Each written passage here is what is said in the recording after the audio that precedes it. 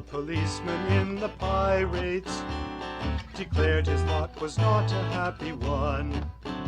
Not alone because the work that such a guy rates keeps him standing in the rain or in the sun, but because he had a sympathetic feeling for the burglars and the thieves he must arrest, and he felt that when they weren't engaged in stealing, they were virtuous and honest as the best. As for us, we despise unmanly scruples. We caught the thieves without a single pang. For of Scotland Yard we're apt and willing pupils, and for sentiment we do not give a hang. We are shy of intuition and of genius. We prefer the kind of clue that we can trace, and though Roque meant revenge was most ingenious, yet we felt there was a woman in the case. But you see, when the thug is brought to bay, then we find that Mr. Holmes is always right, and there's nothing much for Scotland Yard to say then. We're compelled to own we weren't extremely bright. True it is, Sherlock lets us have the credit, yet he takes the cash and lets the credit run. But the sergeant in the Pirates truly said it: a policeman's lot is not a happy one. Yes, the sergeant in the Pirates truly said it: a policeman's lot is not a happy one. Happy one.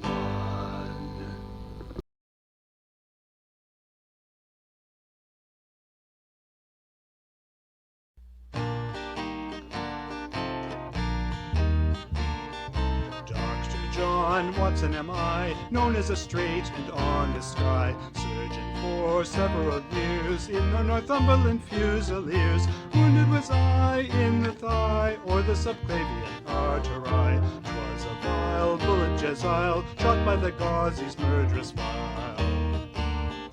Needless that I should repeat how I arrived in Baker Street. Tales I have rehearsed, study in Scarlet was the first. Holmes, 'tis true, made me the goat, criticized every word I wrote, but he tried after a while even to imitate my style.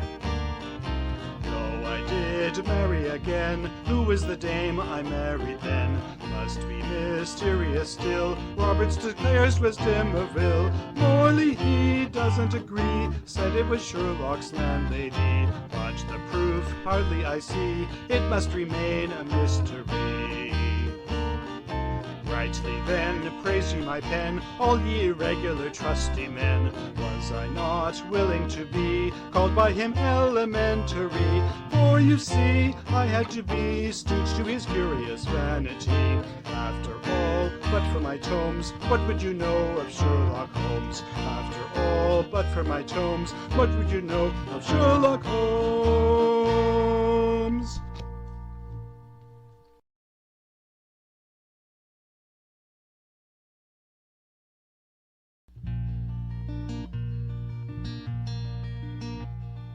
She is the daintiest thing under a bonnet on this planet.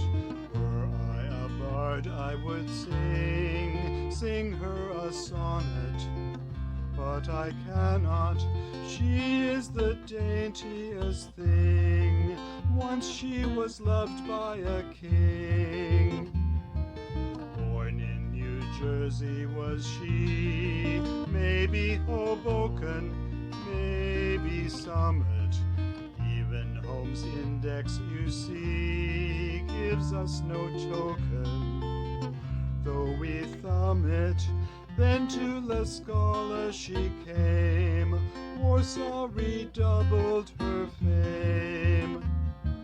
She was the daintiest thing as Carmencita or as Netta. Not so the ladies they bring here for Aida or for Erda, all to be dainty yet sing this is the difficult thing. Norton, the guy that she chose when she was married, he was lucky. Do you or don't you suppose if she had tarried and was plucky, Holmes might a Benedict be, Watson might gladly agree. She was the daintiest thing, once she was loved by a king.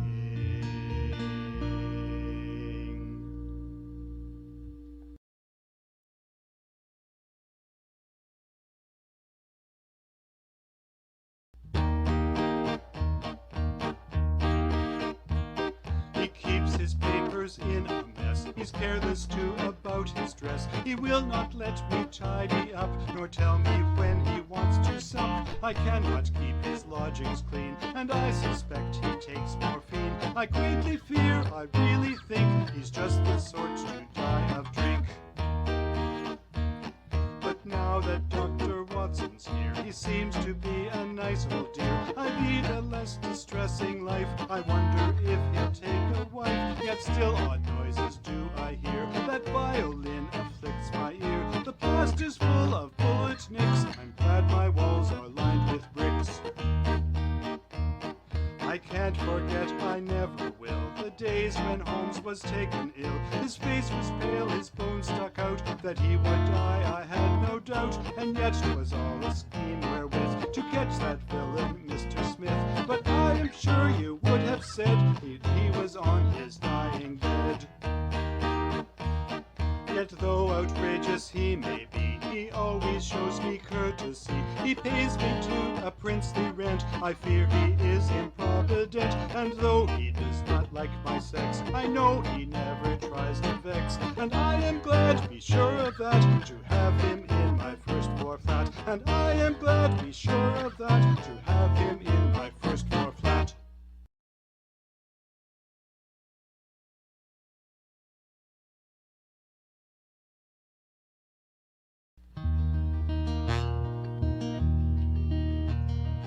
He was a doctor, an athlete, a writer, historian, dramatist too. A war correspondent, a whaler, a fighter, adventure and peril he knew. He set up his rooms in the year 91, but ophthalmic patients his doorstep did shun. Art in the blood unpredictable is, and the strangest of forms it may find. A talent for fiction was certainly his, and so Sherlock took shape in his mind. Now art is supreme over life, it is said, for Sherlock is living, though Conan is dead. Yet of the substantives that may be used to describe this remarkable man, there's one that remains which he might have refused to admit, though irregulars can. 'Tis infracanine, a vile, wonderful word that Morley has coined and that Doyle never heard. Another like Doyle who believed in the spirits was Canadian Prime Minister King. Some say that he was reborn as a bee. One may ask, O death, where is thy sting? And so the man who once conversed with his hound is now tended by Sherlock Holmes on the downs.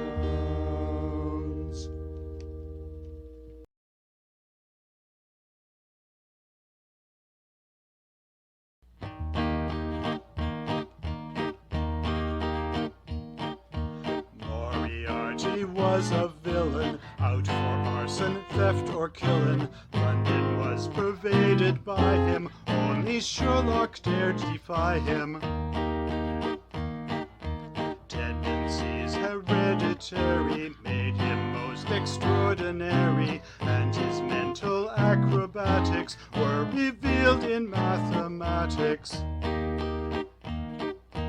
Universities received him, Daunish scientists believed him, evil rumors gathered round him, 'twas in London Sherlock found him. There behind the malefactor, he the organizing actor, spun a web of wiles nefarious, through his minions vile and various. In the chasm deep and rocky, at the falls of Reichenbach, he met the fate that Holmes selected. Later Holmes was resurrected.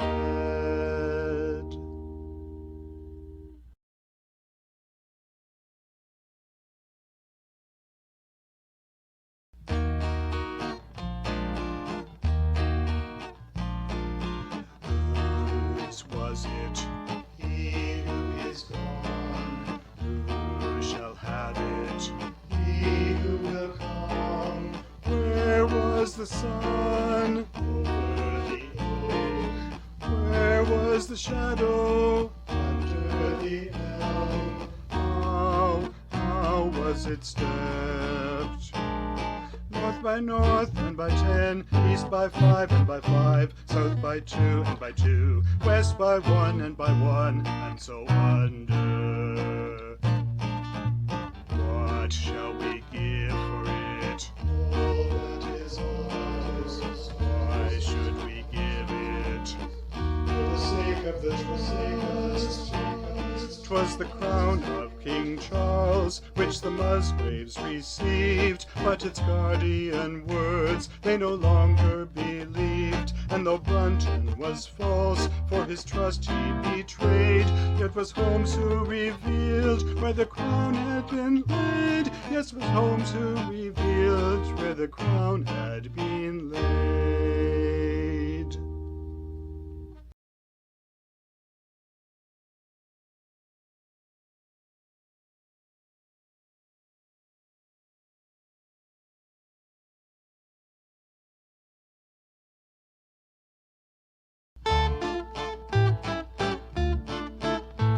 Orlando de Lasso's Polyphonic Motets are published by Breitkopf in several sets. He wrote many hundred, some short and some long, the see-and-toe notion of a popular song. In Latin, in French, and in German the texts, and the music is full of most charming and modern effects. That Holmes could interpret them shows him to be a great musicologist, you will agree, for no one was singing motets of this kind. They could only be heard by the ears of the mind. To hear in this fashion 10 voices at once is hardly the simplest of musicological stunts. Now the motets in Latin were pious and pure, and the motets in German were sweet and demure, but the motets in French were both lusty and lewd, for Lassus was neither a prig nor a prude, but pious or lusty or sweet or demure, polyphonic they always were, you may be perfectly sure. How fine it would be if irregulars might intone a motet on their annual night. But though we are faithful to Baker Street, yet it's asking too much that we sing a motet. Now in this opinion perhaps we are wrong, but to us a motet's not a popular singable song.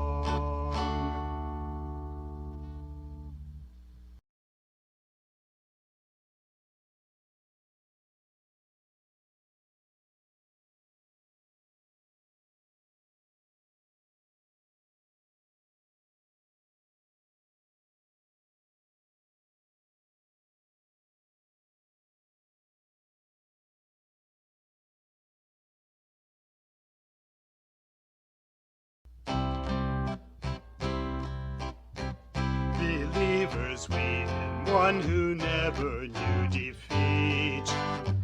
Receivers we of tale that start in Baker Street. We hail his name tonight, may it be ever bright. His words our heart's delight, with him can none compete. Lift up your glasses then, and drink to Sherlock's fame. 'Tis we irregulars who fan his sacred flame. Each year we congregate to keep this joyous fate, once more to celebrate the glories of his name.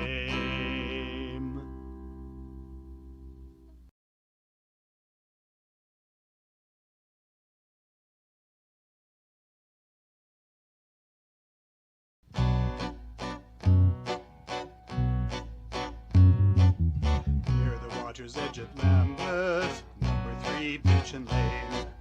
In a row of shabby houses, Watson knocked again. Only when he mentioned Sherlock as an open sesame, Mr. Sherman bade him enter, asked him what he wished to see. Eyes of badgers, stoats and slow worms in the dim, uncertain light, glanced and glimmered through the shadows. Strange to Watson was the sight. It's a dog that Holmes is wanting, Toby 'tis, Sherman said. Toby lives at number 7, on the left there just ahead. Toby was an ugly creature, shaggy-haired, brown and white. Half a spaniel, half a lurcher, but as sleuth wholly right. When a handkerchief he scented, creosote was it bouquet. Yelping in a high staccato, Toby soon was on his way. Never hesitant or swerving, with his rolling, waddling gait, on through Camberwell and Streatham, though the trail was seldom straight. Till at Broderick and Nelson's timber yard Toby came, to the barrel which appeared to him the finish of the game. Then, of course, they had to start him once again on the trail. To the river's edge it led them, that's the end of the tale. Insofar as it concerns our Toby, for he disappears, nor again do we behold him through the intervening years. Mid the badgers, stoats and slow worms, sleuthing Toby still may be, by the water's edge at Lambeth, Pinchin Lane at number 3. Though he was an ugly creature, shaggy-haired, brown and white, when it came to tracking felons, Toby was precisely right. When it came to tracking felons, Toby was precisely right.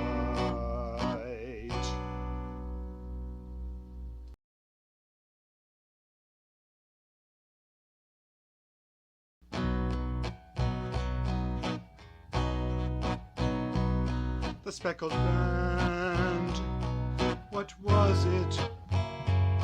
The Speckled Band, what was it?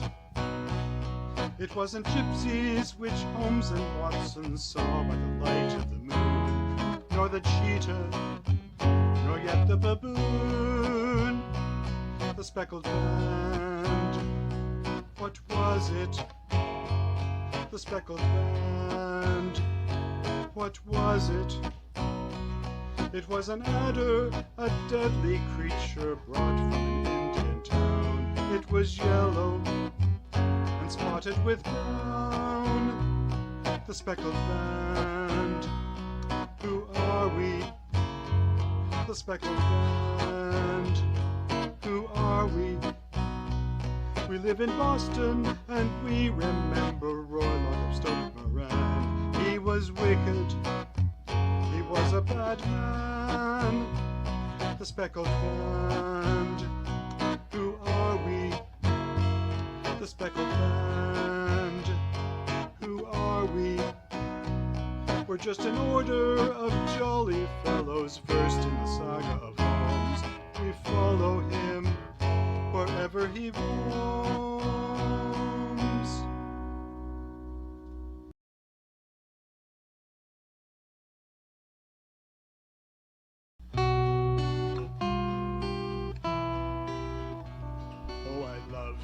The story of the pearl in the bust. The pearl was discovered when the bust went to dust.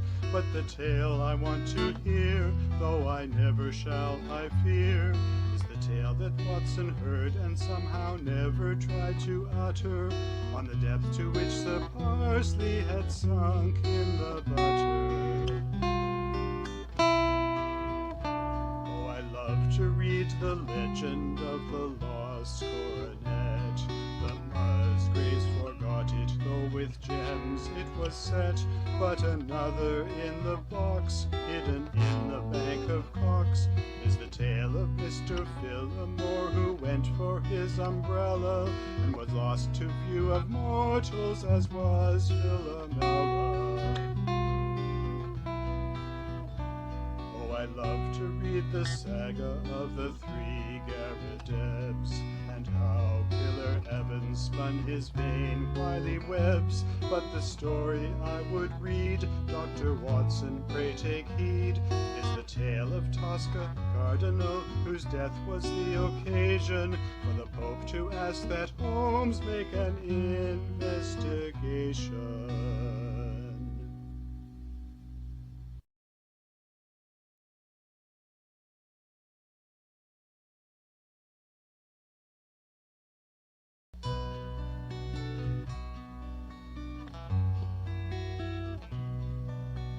Where the bees are humming on the Sussex downs, far away from noises of the troubled towns, lives the man who Moriarty once sought to slay. Long ago now appears that tragic day.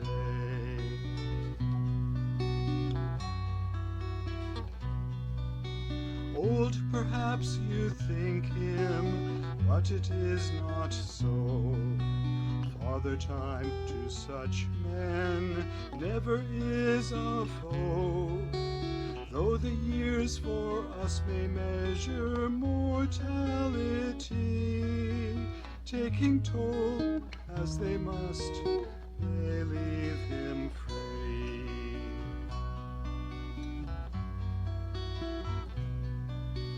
Are there those who seek him in that quiet place? Does he still remember Irene Adler's face? And does Watson often come his good friend to greet, and recall days and nights in Baker Street?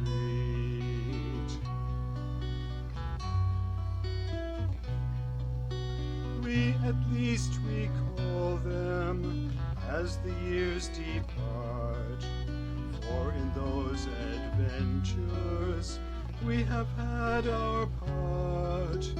Once again we read the saga Watson began, and we say, certainly this was a man.